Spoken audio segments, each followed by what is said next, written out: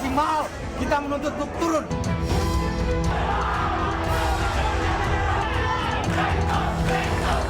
Pendidikan Kampus Universitas Riau kali ini khusus 2024 kami punya banyak penawaran istimewa terkait kebijakan kenaikan UKT di Unpri itu dibatalkan.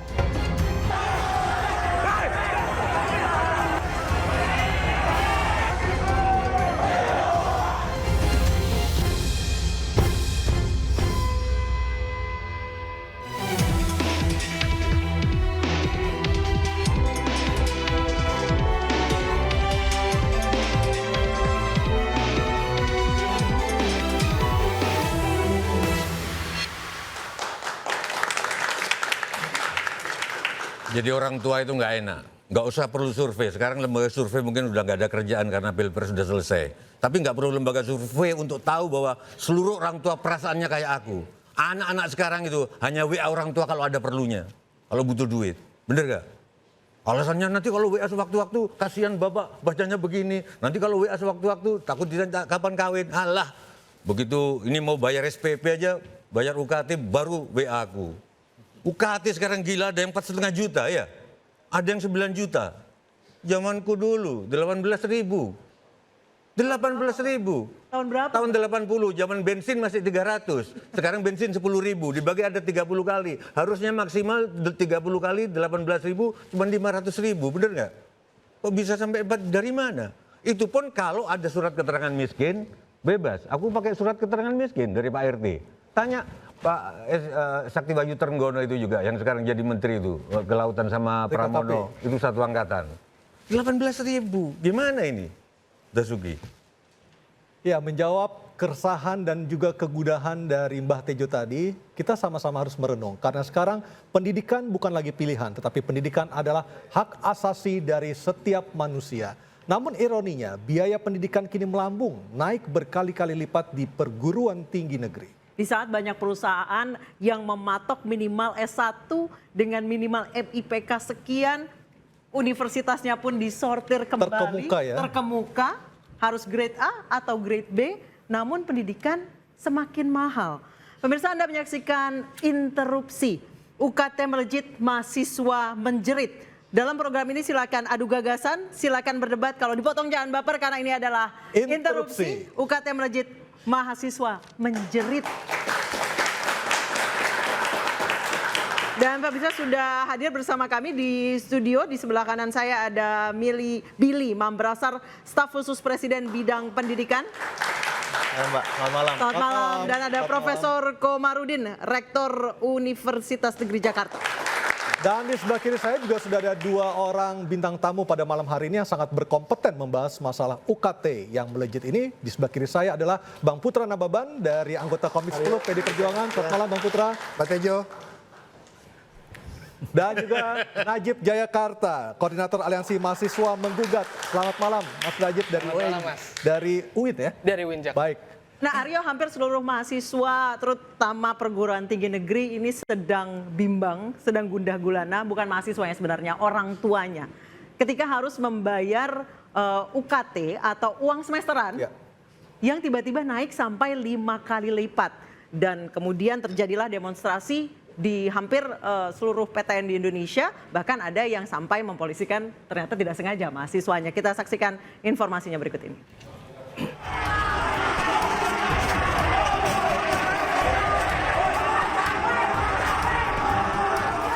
Gelombang unjuk rasa mahasiswa memprotes kenaikan uang kuliah tunggal alias UKT meluas di berbagai wilayah di Indonesia.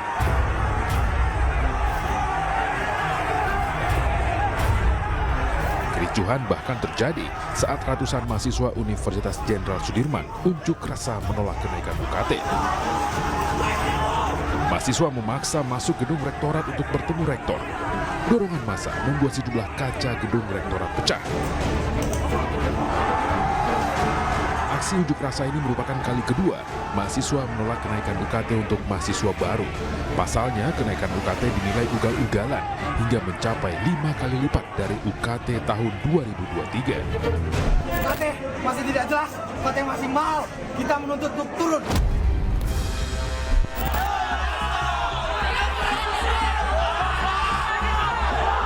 Badan Eksekutif Mahasiswa Universitas Sumatera Utara turut melakukan unjuk rasa serupa. Mereka menggeruduk gedung Biro Rektor USU, memprotes kenaikan UKT yang dinilai menyengsarakan mahasiswa dan orang tua.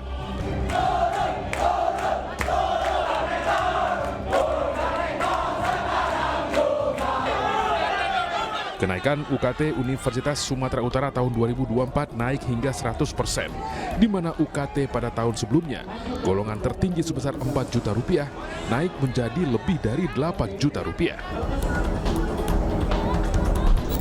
Ada regulasi di kementerian, dan itu berlaku semua di PTN. Pendidikan Kampus Universitas Riau kali ini khusus 2024 kami punya banyak penawaran istimewa, beberapa jurusan UKT plus uang pangkal, ada bimbingan konseling dan ilmu pemerintahan. Sementara itu, Rektor Universitas Riau atau UNSRI, yakni Sri Indarti melaporkan salah satu mahasiswanya, Karik Anhar, karena mengkritik kenaikan UKT. Karik Anhar dilaporkan pencemaran nama baik karena menyebut pimpinan kampus sebagai broker pendidikan. Tak lama, laporan tersebut dicabut usai mediasi. Kami akan sangat jauh berterima kasih apabila terkait kebijakan kenaikan UKT di Untri itu dibatalkan. Setelah kita tahu itu adalah mahasiswa saya sendiri, jadi saya tidak melakukan proses ini untuk dilanjutkan. Mahalnya UKT hingga membebani mahasiswa dan orang tua dinilai merampas hak memperoleh pendidikan. Seolah mahasiswa-mahasiswa dijajah biaya kuliah.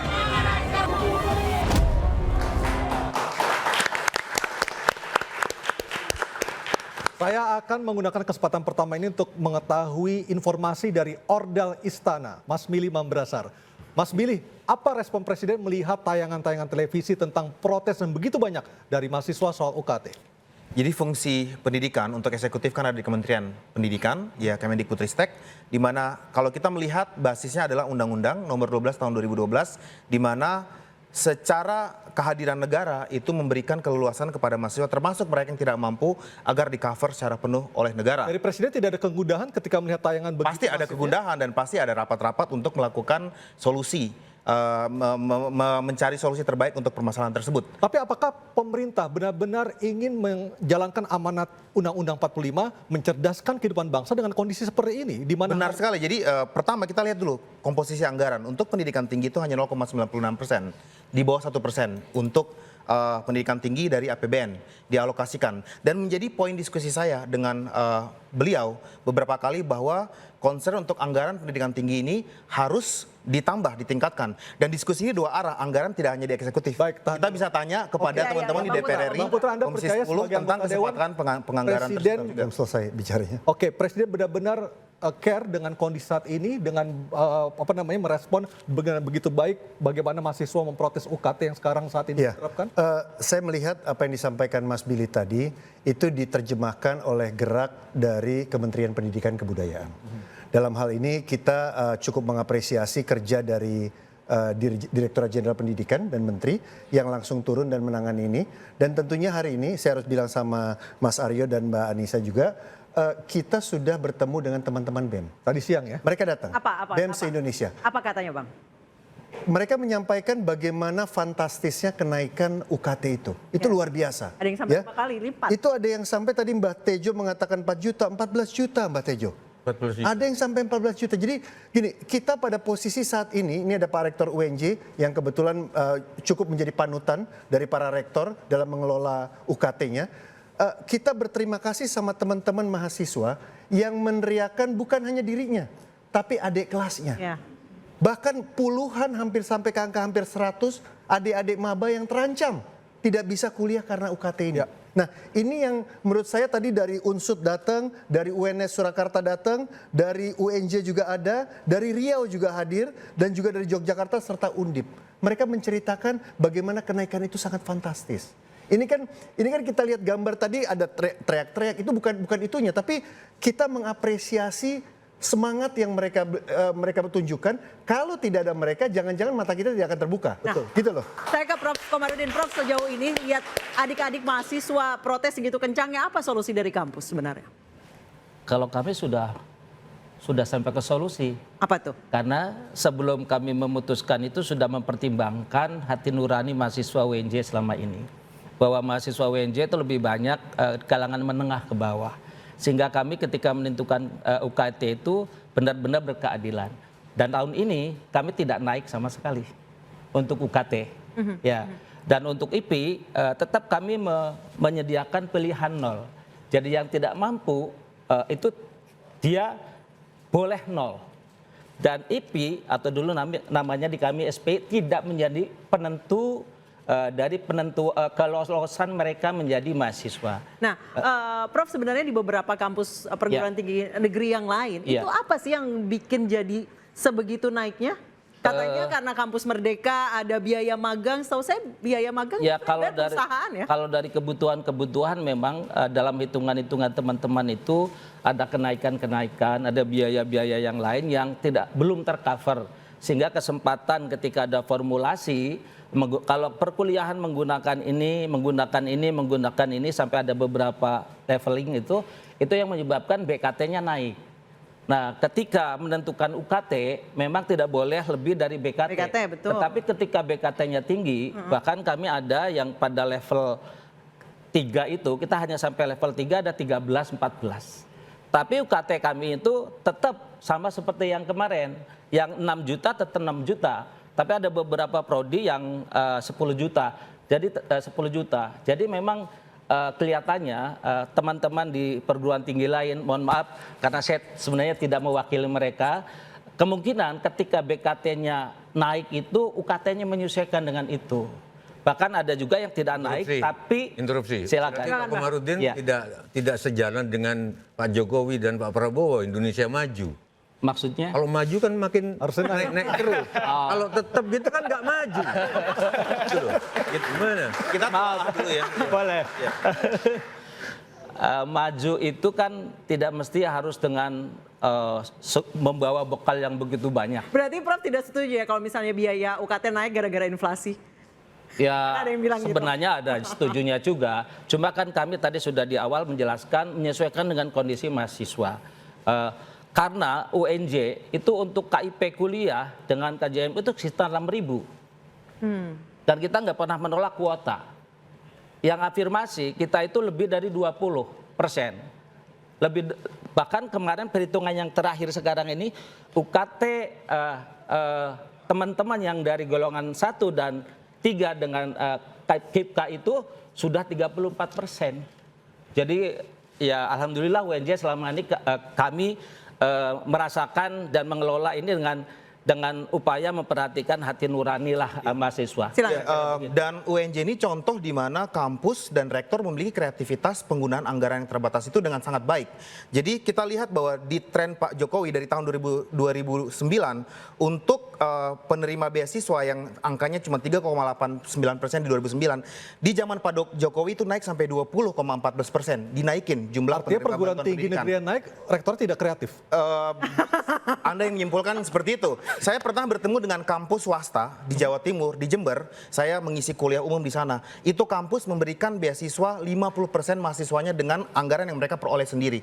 Nggak ada, kalau UNJ kan dapat bantuan bantuan hampir 200 miliar dari APBN ya per tahun tadi kita diskusi. Ya, untuk yang rupiah murni APBN itu 157 lalu BUPTN-nya sekitar 46. Ya 46. Jadi hampir 200 miliar kalau Pak Jokowi tidak fokus kepada pendidikan di mana 0,96% anggaran itu dianggarkan untuk membantu kampus-kampus, tidak akan mungkin ada anggaran sebesar itu. Dan kita lihat banyak kampus swasta yang kreatif yang bisa bikin beasiswa sendiri 50% loh, termasuk difabel.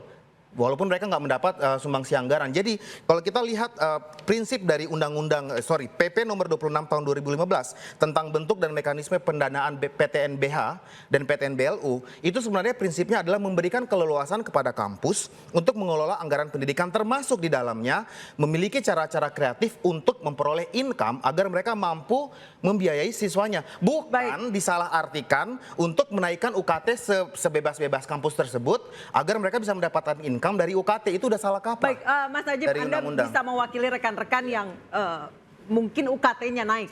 Ya, kalau kita bicara soal kenaikan biaya UKT itu, kita kan pasti bertanya-tanya apa yang akan diberikan kampus kepada mahasiswanya. Karena banyak mahasiswa yang Kalau mahal sebenarnya banyak perguruan tinggi swasta ya? Iya gitu. Kenapa Makanya kan jadi ini kan namanya mahal? perguruan tinggi negeri. Kenapa kita dibebankan dengan biaya yang sama dengan perguruan tinggi swasta gitu. Yes. Dan fasilitasnya pun belum adanya perbaikan atau peningkatan di antara perguruan tinggi negeri tersebut gitu. Makanya kita bertanya-tanya apa alasan dinaikkan selain alasan inflasi kan? Gitu. Makanya dari mahasiswa juga mengaspirasikan khususnya untuk calon mahasiswa baru bahwasannya calon mahasiswa baru ini beberapa ada yang tidak mempersiapkan dalam artian seperti ini. Beberapa mahasiswa baru, misalnya saya di UIN Jakarta itu sudah diterima di jalur undangan di SPAN, PTKIN dan di SMBT. Tapi tiba-tiba rektor itu menaikkan biaya UKT. Iya, sudah diterima baru dinaikkan. Sedangkan kami bertanya-tanya di UIN Jakarta misalnya, apakah sudah ada keputusan Menteri Agama? Karena kalau di UIN Jakarta atau Perguruan Tinggi Keagamaan Negeri, itu yang mengatur bukan Kemdikbud, tapi Kemenak, di bawah Dirjen Pendis, Direktoral Jenderal Pendidikan Islam. Baik. Jadi mahasiswa ini berasa Interupsi. dijebak. UIN di Wood Girls University masuk nomor berapa? Di dunia itu kan ada ranking masuk nomor berapa? Kalau nggak salah Indonesia nggak ada yang ada. Masuk ke dalam World Class University. Berapa? Nomor berapa? Saya kurang tahu sih kalau 1000 misalnya. berapa? Ada? Bisa, ya. Nah, bagaimana kalau sekarang aku janjikan, kamu naik ya, tapi habis ini UIN masuk ranking 100. Atau oke, kamu naik, tapi nanti habis kamu naik, dosen-dosen itu tidak cuma ngajar di tempat kuliah, akan datang ke rumah-rumah kamu. untuk Atau gini, ngajar. Mbak, Ya, korupsi juga. Dinaikin tapi langsung keterima di BUMN. Ya, oke, aku naik, oke, langsung diterima. Ada nggak kalau gitu? Nah itu kan yang kita pertanyakan makanya di mahasiswa UIN Jakarta khususnya. Apa alasan dinaikkan UKT? Gitu. Nah, kita sudah sempat beraudiensi ke rektorat, birokrat kampus, tapi belum ada jawaban yang ini interupsinya, komprehensif. program interupsi salah ngundang rektor. Ini rektor yang bagus yang diundang. Coba rektor UNRI diundang ke sini. Rektor ITB, almater saya diundang dong. Kenapa rektor ITB ngasih pinjol ke mahasiswanya? Dapat PTNBH. Nah, itu dia, Mas Billy. Cari cara-cara kreatif untuk memperoleh income. Mas Billy abis jeda, kita akan nanti bergabung bersama kami melalui sambungan Zoom, ada rektor Wakil Rektor ITB. IPB Bidang Pendidikan. Kita akan kembali saja dan tetap diinterupsi.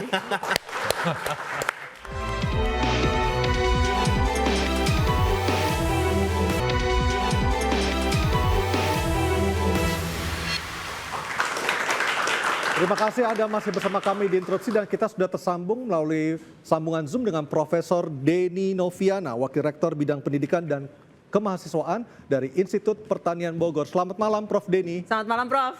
Selamat malam Mas Aryo, Mbak Anissa. Prof Denny, UKT di IPB kondisi terakhir seperti apa? Apakah banyak mahasiswa yang protes ataupun mengajukan supaya UKT diturunkan, Prof? Alhamdulillah kalau protes tidak ada Mas, karena kami memang sejak awal selalu mengkomunikasikan segala sesuatu kebijakan yang diambil ya oleh Institut Pertanian Bogor. Jadi alhamdulillah tentu dengan adanya Permendikbudristek yang baru kan memang di situ disampaikan di SSBOPTN ya, memang ada ada penyesuaian atau ada beberapa parameter baru dan kami tentu menyesuaikan dengan hal tersebut. Tapi alhamdulillah semuanya bisa dikomunikasikan dengan baik. Pak Denny, sejauh ini 3 tahun terakhir UKT naiknya berapa banyak? Kita sejak 2016 belum pernah ada kenaikan, Mbak. Belum pernah ada kenaikan itu karena tadi saya mengutip kata-kata atau menggunakan kata-kata Mas Billy. Apakah karena rektornya kreatif ataukah memang ada arahan tertentu supaya IPB tidak menaikkan UKT setiap tahun ya, Prof Denny?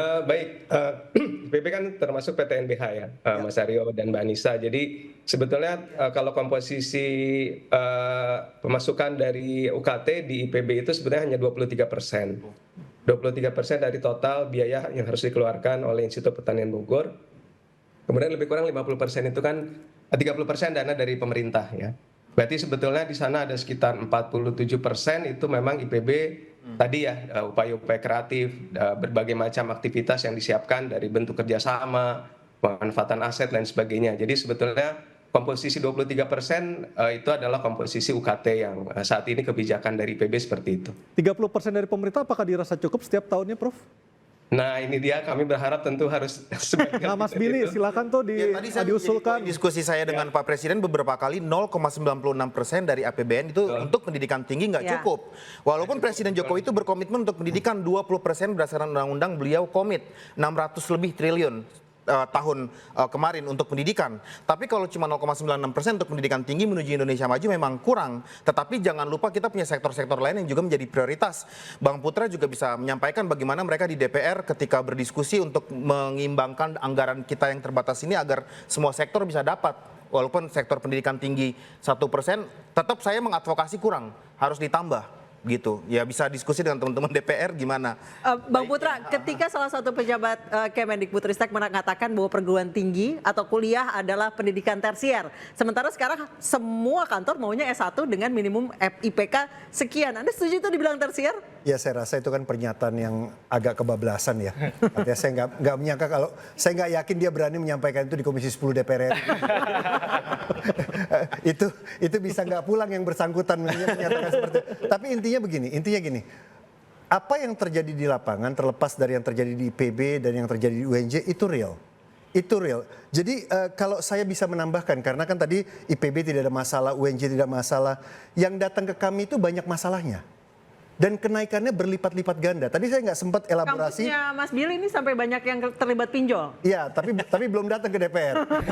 Mungkin datangnya ke KSP Istana ya. Jadi kayak misalnya saya harus ceritakan misalnya kayak IP, kenaikan IP. Ini saya tidak usah sebut kampusnya gitu ya. Kenaikan IP di Fakultas Kedokteran yang tadinya 25 juta jadi 200 juta, Prof. Wow. Ada lagi yang di Fakultas Kebidanan. IP-nya tadi iuran pembangunan institut ya. Itu 25 juta jadi 125 juta. Nah, ini hal-hal seperti ini luar biasa. Kemudian ada stretch di golongan. Golongan 1 sampai golongan 9. Ya. Yang paling ujung golongan 9 itu di angka 7 sampai 15 juta. Nah, hal-hal seperti ini yang kami dapat masukkan. Untuk itu makanya Mbak Anissa dan Mas Aryo, di hari pertama kita bersidang hari Selasa, langsung kita memutuskan membuat Panitia Kerja Pembiayaan Pendidikan. Langsung. Dan minggu depan kami akan percepat memanggil Menteri Pendidikan. Semua fraksi untuk setuju, ya? Setuju. Semua fraksi setuju dengan panja ini, panitia kerja ini, dan kita akan bebedah langsung model-model biaya pendidikan seperti apa dan sumbernya. Tadi kalau Mas Billy mengatakan 20% untuk pendidikan, 20% untuk pendidikan itu bukan 20% untuk Kemendikbud, bukan. 20% itu ada dibagi untuk Kementerian Agama, ada lagi untuk instansi-instansi, kementerian-kementerian yang punya universitas, dan lain-lain. Belum lagi dana transfer daerah dan lain sebagainya untuk kepentingan pendidikan. Interupsi. Ya. Saya bisa ngomong gini, saya bisa anggap ini serius Mas Aryo, ya. Mbak Dasuki, kalau yang ngomong itu Pandana Baban. Ini kita tersinggung nggak sih? Pandana Baban cuma ngirim puteranya. Untuk ngomongin hal serius, kita kalau percaya oke lanjutin. Kalau saya sih baiknya bapaknya yang datang. Ini Mas Tejo ini angkatan saya wawancara waktu di Metro TV dulu. Iya, tahun 2001, 2002. Ya. Jadi nggak apa-apa dilanjutkan. Nggak apa-apa dilanjutkan, mantan bos saya juga. Oke. Interupsi pendidikan tersier tadi dianggap alternatif pilihan, itu saya nggak setuju. Ya. Amerika Serikat yang 300 juta penduduknya itu hampir 30% berijazah S1. Ya. Singapura 51% penduduknya berijazah S1. Indonesia 6%. Tapi kan pada kenyataan Mas Billy, wajib belajar itu kan dari SD hanya sampai SMA. Iya, artinya wajib belajar harusnya sampai S1 kalau kita ngelihat angka. Singapura 40%, Jepang yang 51%. Negara-negara itu bisa maju karena lulusannya mayoritas berpendidikan S1, S2, apalagi S3. Indonesia. Jadi jangan menganggap itu sebagai alternatif, itu salah. Ya, dan saya sebenarnya agak bingung membaca arah kebijakan pemerintah karena dalam kabinet Pak Muhadjir pun juga mengkritik UKT ini. Artinya tidak ada satu suara yang keluar dari pemerintahan Pak Jokowi. Kemudian terus dari mana? Ya, karena UKT tadi saya sampaikan bahwa berdasarkan PP nomor 26 tahun 2015 itu kita balikan kepada perguruan tinggi untuk mengelolanya secara independen, income tersebut untuk PTNBH dan PTNBLU. Tapi pesan ini dibaca oleh perguruan tinggi sebagai message untuk menaikkan UKT agar bisa mendapatkan income untuk memenuhi kebutuhan pendidikan, which is salah kaprah, sudah salah kaprah. Interupsi Mas Willy. Tolong kasih penjelasan sederhana buat saya. Oke, jadi bentuknya. Oh iya, silakan. Saya Amerika tinggi, Iya. Biayanya sangat. Tapi Eropa sekarang rata-rata turun biaya pendidikan. Kenapa bisa gitu? Ya kayak Jerman memang mereka free karena ya, mereka. Kenapa? Ya karena mereka serius menganggarkan pendidikan tersebut dan mereka memiliki tripartisan kerjasama tripartisan dengan pihak swasta yang sangat baik sehingga terjadi cross subsidi pendidikan yang tidak membebani anggaran pemerintah 100% tetapi juga melibatkan pihak-pihak lain. lain gitu. Dan ini yang saya berharap kedepannya kebijakan pendidikan kita diskusikan juga dengan teman-teman DPR untuk mengakomodir. Bang Putra, kalau misalnya dilihat dari kelompok 1, kelompok 2 yang layak menerima bantuan itu kan hanya dari 0 sampai 2 juta. Gaji 2 juta sebulan boro-boro mikir anak kuliah bisa ongkos aja buat makan aja udah bagus. Menurut Anda besarannya terlalu kecil nggak range-nya antara 0 sampai 2 juta? Jadi Mbak Nisa yang paling real bicara UKT itu adalah ketika pandemi COVID-19. Nggak usah kita keluar Jakarta, di DKI Jakarta saja. Bagaimana orang tua khususnya di DKI, Prof paling tahu, bagaimana orang tua mahasiswa itu kehilangan mata pencarian. Iya. Ya, mereka tidak punya penghasilan, mereka tidak bisa bayar UKT. Disitulah waktu itu kita berkolaborasi dengan pemerintah untuk menggelontorkan bantuan UKT. Kepada anak-anak ini yang tidak mampu. Statusnya masih keren, manajer, tapi udah mantan manajer, udah tidak punya penghasilan, ya, atau pekerja, dan mereka yang punya usaha, mereka tutup gulung tikar semuanya. Itu yang paling real yang pernah kita lakukan. Artinya membantu mereka yang belum tentu ada di dalam DTKS, gitu kan ya, masyarakat yang membutuhkan misalnya bansos dan lain sebagainya, mereka tidak masuk dalam daftar itu, tapi mereka tidak punya pekerjaan dan tidak mampu membayar UKT. Nah itu pun bisa kita solusikan di saat pandemi. Nah itu dia makanya saya mengharapkan betul di tengah tantangan kita tahu ada permen sekarang ya, Permendikbud Prof ya, nomor 2 tahun 2024 yang kemudian diterjemahkan bagaimana biaya operasional perguruan tinggi itu diatur oleh menteri dan juga BKT itu diatur oleh dirjen gitu ya. Ya diatur oleh dirjen. Kita minta direvisi. Karena itu tadi menimbulkan kisruhan. Ya, bagaimana pimpinan kampus itu, beberapa oknum pimpinan kampus menerjemahkan secara brutal, gitu kan ya. Saya harus mengatakan brutal kalau dari gambar yang kita lihat sampai anak-anak itu sampai dorong-dorongan dan lain sebagainya, sampai urusannya dengan pihak kepolisian, itu kan menunjukkan bahwa ini udah luar biasa mencekiknya gitu loh, mengancam mereka. Nah, kita minta itu direvisi segera. Kita minta direvisi segera dan kita telah bentuk panja, kita sudah bekerja dan kita akan panggil menteri untuk bisa menjelaskan pada kita. Saya ke Prof. Komarudin. Prof. Komarudin, kenaikan UKT banyak yang dibilang untuk perbaikan fasilitas, menambah laboratorium, kemudian pokoknya untuk fasilitas lah, layaknya udah kayak PTS. Sejauh ini UNJ belum naik, IPB belum naik, tapi tetap bisa mengembangkan diri. Itu gimana caranya? Mungkin bisa di-share ke rektor-rektor yang lain. Saya kira mungkin kondisinya sama ya. Kalau dari sisi laboratorium itu peralatannya kita belum memadai. Bahkan saya sering bilang kalau dibandingkan SMK saja kadang-kadang SMK lebih baik daripada yang ada di perguruan tinggi, khususnya di UNJ. Jadi kalau melihat kebutuhan ideal memang kita masih kurang. Tetapi bagaimanapun kami mempertimbangkan kemampuan masyarakat. Itu yang menyebabkan UKT kami tetap ditahan pada posisi seperti itu. Kalau tadi di PB 2016 kami juga sama. Sejak itu kita nggak pernah naik UKT-nya. Karena memang kita menahan untuk menyesuaikan dengan kondisi masyarakat. Bahkan ketika dijelaskan zaman COVID itu kita UNJ membantu 8.000 mahasiswa dengan berbagai ragam, ada penurunan UKT, ada penundaan, ada pembebasan, ada pengurangan, macam-macam. Itu 8.000. Baik, saya ke Prof. Denny. Kalau misalnya di IPB gimana caranya? Saya tahu IPB tanahnya banyak sampai dipinjam sama Ya baik, jadi tadi yang disampaikan Mbak Anissa, jadi memang aset itu kita manfaatkan karena memang tentu sebagai PTN BH ya memang bisa melakukan hal tersebut. Itu yang pertama, tentu kerjasama dari luar negeri juga, beberapa fasilitas lab kita juga dibangun dengan dana hibah dari luar negeri, itu juga tentu sebagai sumber pendanaan. Dan yang kedua, yang tadi saya sampaikan, tentu dengan kami tentu ada penyesuaian UKT Mbak Anissa dan Mas Aryo ya di tahun ini, tapi sebetulnya justru yang UKT sebelumnya kami range paling rendahnya itu 2,4 juta sebetulnya ya. Kemudian paling tingginya berkisar di sekitar 13. Tapi dengan adanya permen yang baru ini justru kami paling bawahnya itu di 500.000 sekarang. Jadi paling rendahnya 500.000 dan justru kelasnya dibagi menjadi lebih banyak jadi 8 kelas. Dan dari kelas yang 1 500.000, kedua 1 juta dan seterusnya. Yang paling tinggi tentu tergantung dari fakultasnya, tapi paling tinggi tentu di kedokteran 15 juta rupiah. Tapi itu juga tentu tidak banyak yang di situ. Itu yang pertama. Kemudian yang kedua, strategi kami, mahasiswa kami 36.000 Mbak. 36.000 total. Dari 36.000 itu 10.300-an adalah penerima beasiswa. Jadi mahasiswa kami lebih kurang hampir sekitar 28-29% adalah sebenarnya penerima beasiswa. Beasiswa paling banyak terima kasih ini dari pemerintah, tentu dari KIPK, kami ada sekitar 1.200-an ya kuota kami. Tapi yang selebihnya dari mana kami mencari dana, alhamdulillah dapat banyak sekali kerjasama ya dari lembaga swasta, kemudian juga dari BHML dan sebagainya. Baik. Jadi alhamdulillah kami bisa mencapai dana sekitar 121 miliar tahun lalu untuk memberikan beasiswa kepada para anak-anak mahasiswa kami dari sekitar 95 donatur beasiswa, dan kami berprinsip tidak boleh ada mahasiswa yang tidak bisa lanjut kuliah karena masalah biaya. Baik, saya ke Mas Najib. Mas Najib, kampus Anda naik berapa persen? Rata-rata itu naik 30-50% lebih. Di tengah-tengah kuliah? Di tengah-tengah. Apa fasilitas yang ditawarkan oleh kampus Anda dengan kenaikan segitu? Kita akan bahas usai jeda, tetap di interupsi.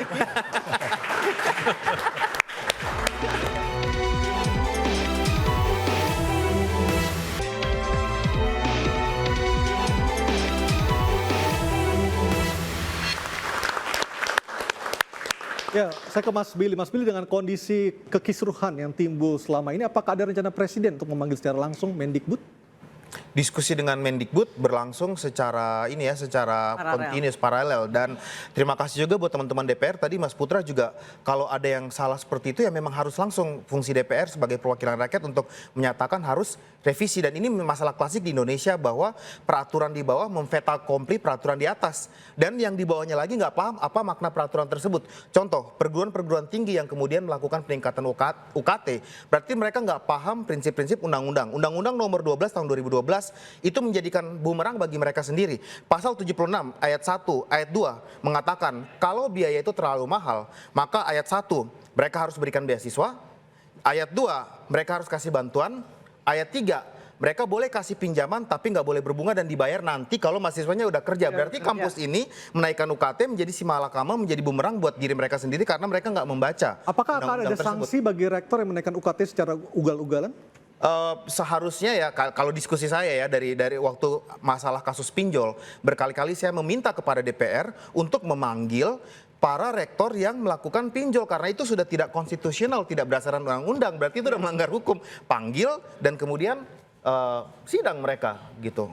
Baik, Mas Najib, tadi sebelum jeda saya tanya, apa yang ditawarkan kampus Anda dengan kenaikan harga seperti itu? Apakah labnya baru atau alat-alatnya terbaru, ruangannya semuanya digital gitu?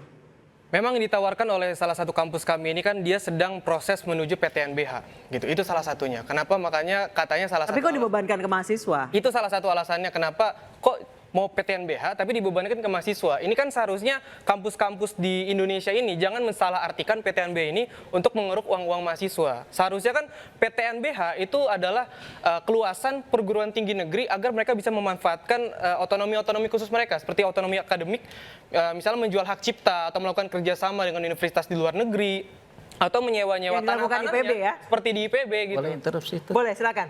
Ya, saya kira memang PTNBH ini jangan dijadikan alasan untuk meningkatkan uang kuliah.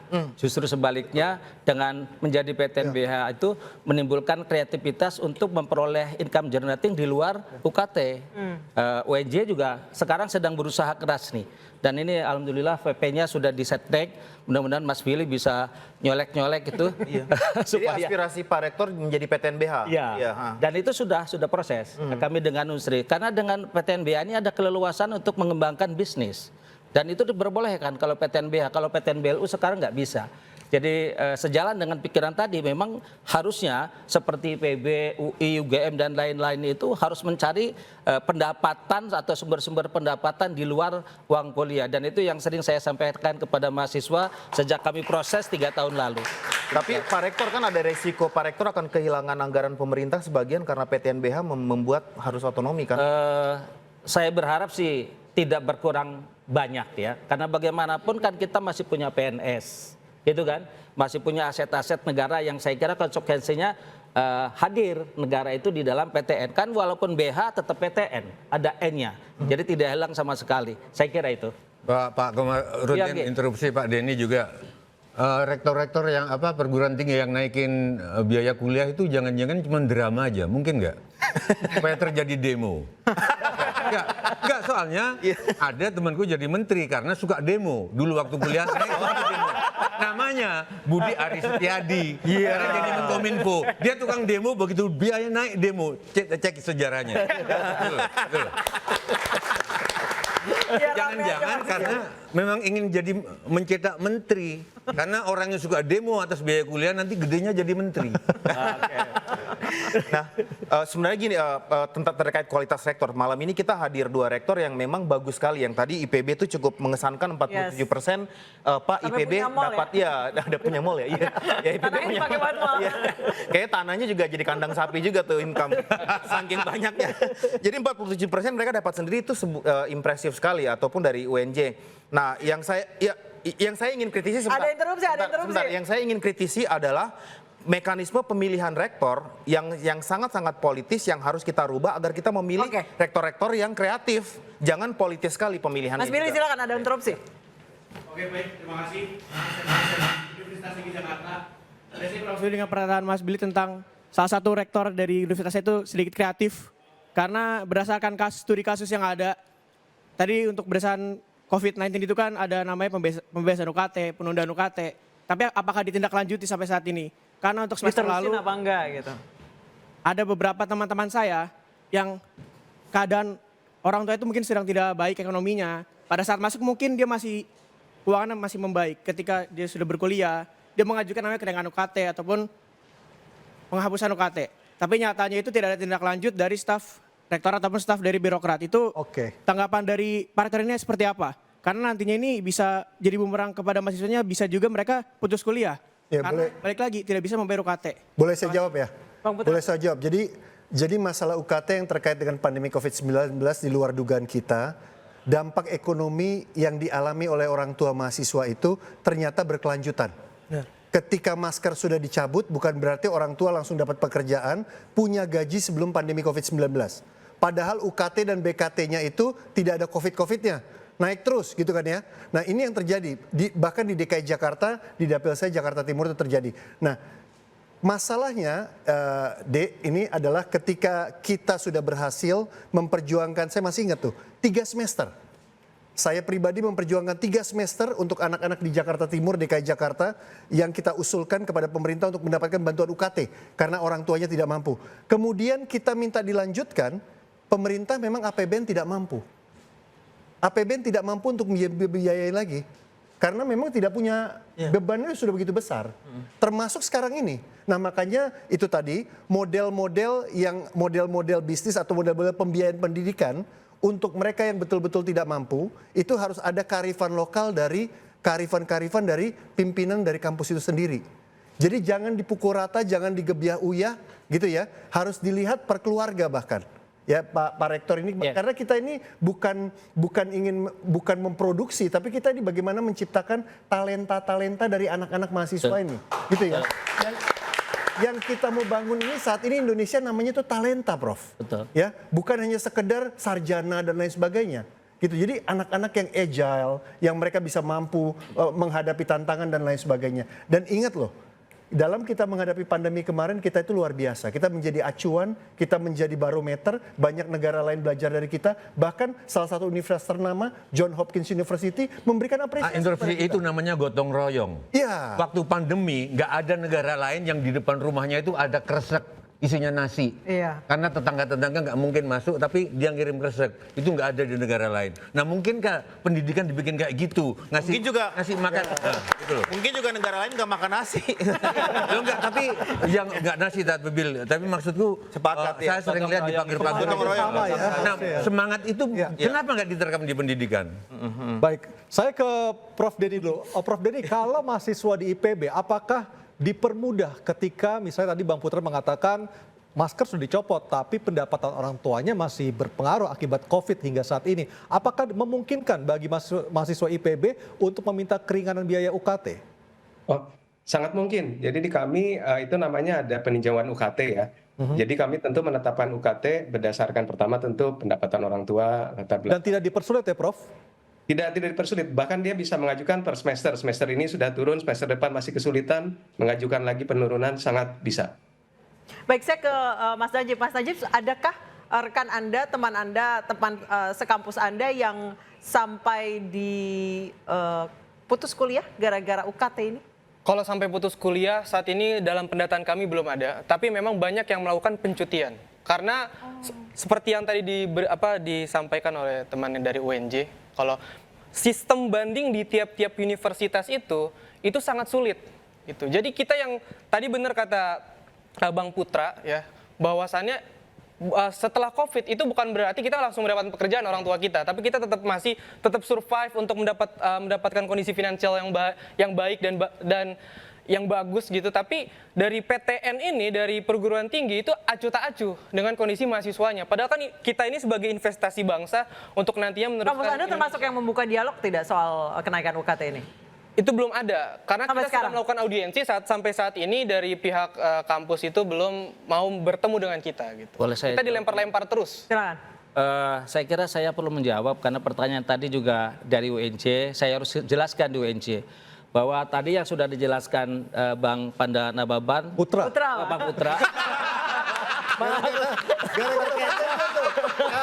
Dia aja nggak yakin, dia merasa tersinggung.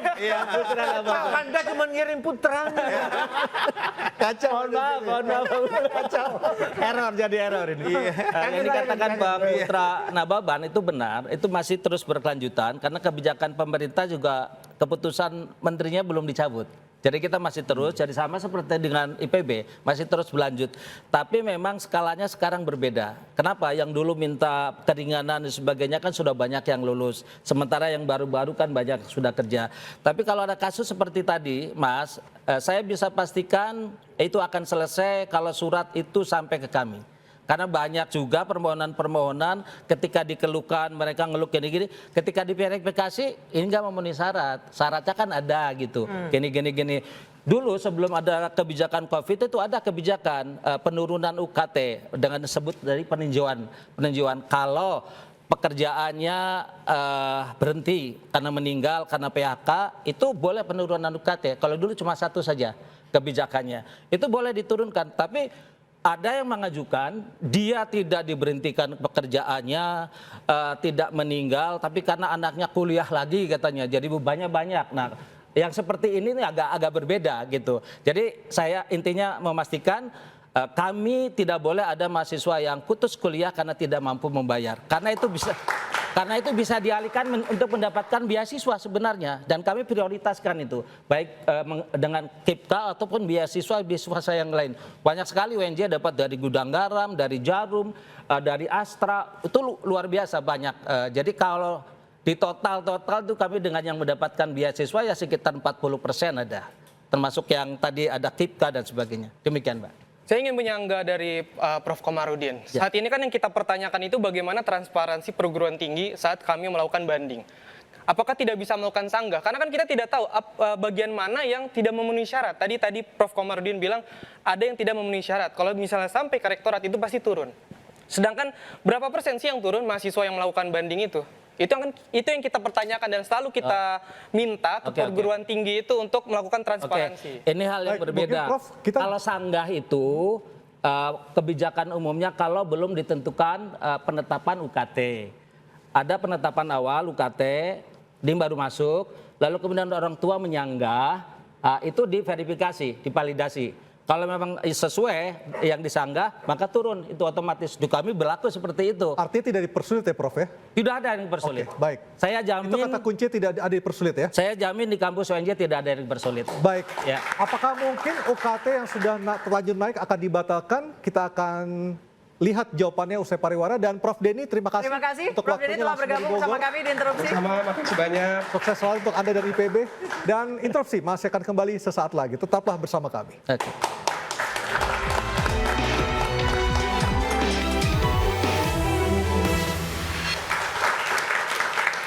Anda kembali di Interupsi, saya tanya ke Mas Najib. Mas Najib, tadi Anda mengatakan bahwa banyak teman-teman yang mengajukan cuti. Sudah ngadu ke kampus juga sulit. Solusinya apa sih dari kampus supaya nggak ada drop out?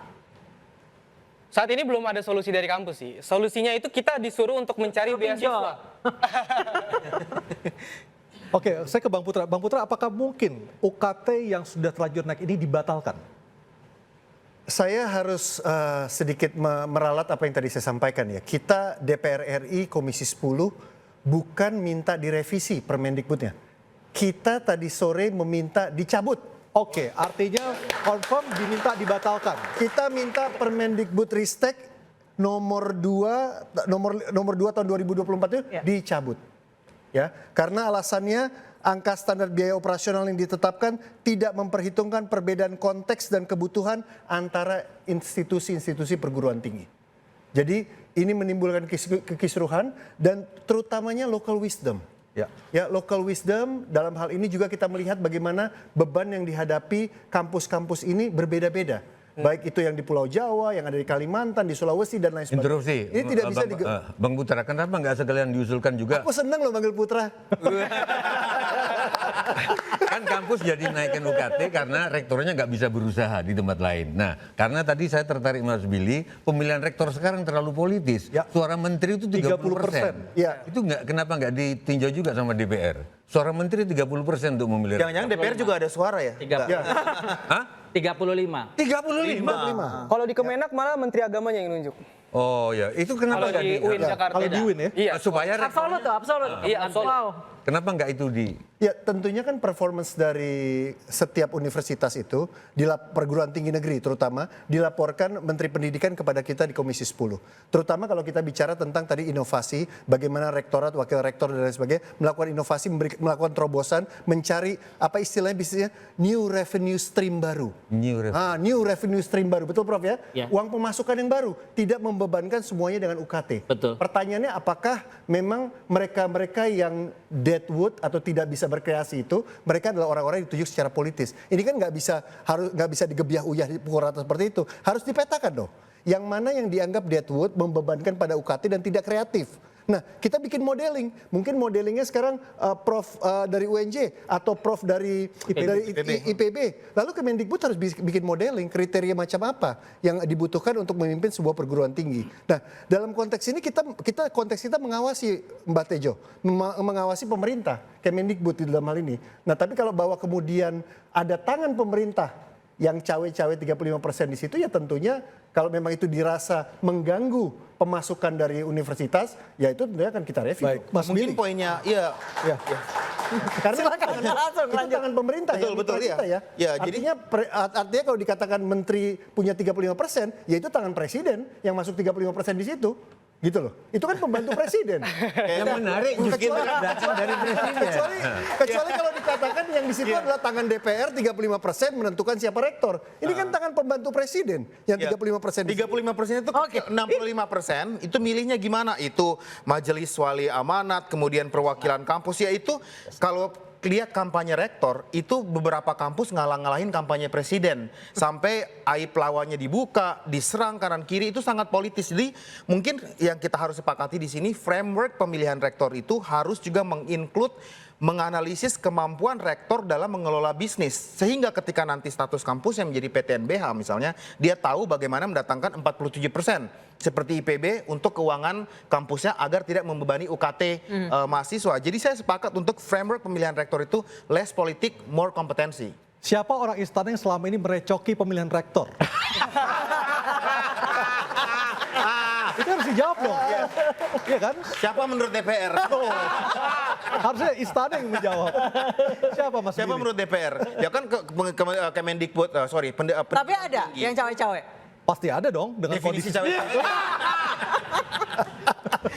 Mbak Tejo paling keras. Senang banget Mbak Tejo kan. Tapi gini, Mbak Anissa sama Bang Aryo, yang bagus adalah gini, karena kita semuanya mau bergotong royong, Mbak Tejo dan teman-teman. Tadi ketika teman-teman BEM se-Indonesia itu sebelum mereka pulang, kita titip ke mereka. Tolong dong teman-teman BEM SI dan yang ada di sini semuanya bikin kajian. Bikin kajian untuk mengidentifikasi masalah umum yang terjadi di perguruan tinggi terkait pembiayaan itu apa menurut mereka. Jadi jangan semuanya top down. Tapi teman-teman BEM setelah demo gitu kan ya, setelah datang ke DPR, setelah ke dan lain sebagainya, tolong bikin kajian karena ini lembaga akademik. Tapi Bang, kajian dikasih dan ketemu rektornya aja enggak ini teman-teman? Iya benar. Iya, bukan artinya kajian itu tidak harus ketemu dengan rektor gitu kan ya. Artinya maksudnya itu salah satu hal yang penting. Tapi bukan berarti tidak bisa melakukan. Peran mereka kita butuhkan. Sehingga masukan ada juga dari teman-teman mahasiswa. Kita buka dong ruang itu. Ya, gitu. Jadi bukan hanya dari DPR, pemerintah atau dari rektor, tapi mahasiswa juga secara kritis memberikan opsi. Bagaimana nih kita membiayai pendidikan kita? Baik, terakhir ke Prof. Komar. Prof, Ya. spesifikasi seperti apa yang dibutuhkan untuk menjadi seorang rektor dalam kondisi seperti ini? Ya, yang utama dia itu kan academic leader. Dia pemimpin akademik, sehingga dia punya kapasitas akademik itu pasti. Tapi ke depan saya kira manajerial di bidang kewirausahaan yang untuk bisa menghidupkan kampus itu juga penting. Bahkan ada pikiran ke depan itu ya sebenarnya untuk kampus itu tidak terlalu penting yang akademiknya. Tapi yang benar-benar manajerial di bidang bisnis untuk bisa membesarkan kampus. Finansialnya ya? Berarti nanti akan bergeser dong Sehingga pemilihan. yang untuk akademik itu serahkan aja sama wakil rektornya. Nah, Prof, berarti nanti akan ada pergeseran seorang rektor itu tidak perlu gelarnya berderet panjang, Wacana tapi sudah yang ke penting situ. Wacana itu sudah ke situ. Sepakat Gini loh. rektor dan Iya. itu terjadi di luar negeri di mana banyak sekali orang-orang dari sektor swasta ditunjuk menjadi rektor yang kemudian memajukan kampusnya dengan sangat baik.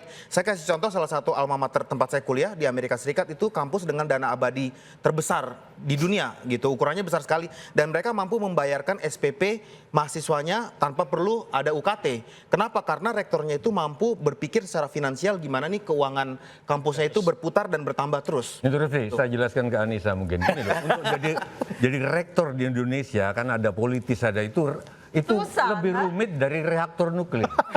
Ya, kalau di Jepara aja nggak jadi-jadi ya, Pak. Kalau di reaktor nuklir udah jelas reaksinya cuma dua, reaksi fisi dan fusi. Rektor itu jauh lebih banyak reaksinya. Apa aja, Pak, reaksinya? Oh, tarik menarik istana, tarik menarik. 35% ya tangannya. 35% tarik, gitu loh. Oke, kita akan melihat seperti apa Nisa ya. Apakah benar tadi Bang Putra mengatakan benar-benar minta untuk dicabut, arti UKT dibatalkan, ataukah nanti justru ada tarik ulur lagi nih? Karena bagaimanapun tingkat mereka yang mengenyam pendidikan S1 di Indonesia itu hanya 6%, itu belum termasuk mereka yang drop out. Ya. Kecil sekali untuk menuju Indonesia Emas 2045 tentunya. Mbak Tejo silakan. Closing statement malam Di hari ini. statement terakhir saya mencoba berbalik dari yang sebelumnya. Kita coba introspeksi. Jangan-jangan tidak mahal biaya pendidikan, tapi karena orang tua malas berkorban untuk anaknya. Jangan-jangan. Karena di zaman saya kecil dulu banyak orang yang jual sawahnya. Ada teman saya di Samosir jual rumahnya, ada yang jual sapinya. Teman saya di Banyumas sampai nggak ada yang dijual lagi rumahnya, itu jual pintu rumahnya. Anaknya sekarang jadi orang semua. Karena mungkin fair juga biaya pendidikan harus mahal. Skincare mau, tapi untuk biaya pendidikan coba mari kita introspeksi. Bagaimana seorang menjadikan Sandi Uno, menjadikan Erick Thohir, gimana dosen-dosen mereka? Pasti mungkin tetap miskin. Saya kira ini perenungan, saya setuju dengan omongan tadi, tapi jangan-jangan, kitanya juga nggak mau berkorban untuk pendidikan yang harusnya memang mahal. Baik, terima kasih atas kebersamaan Anda di interupsi pada malam hari ini. Dan memang untuk mencapai Indonesia Emas butuh banyak pengorbanan. Tidak hanya uang tapi juga tenaga. Baik, saya Anissa Dasuki. Saya Aryo Ardi, kita kembali berjumpa pekan depan dengan topik yang lebih menarik lainnya. Terima kasih dan sampai jumpa. Thank you, Mas Willy. Thank you, Bang. Thank you.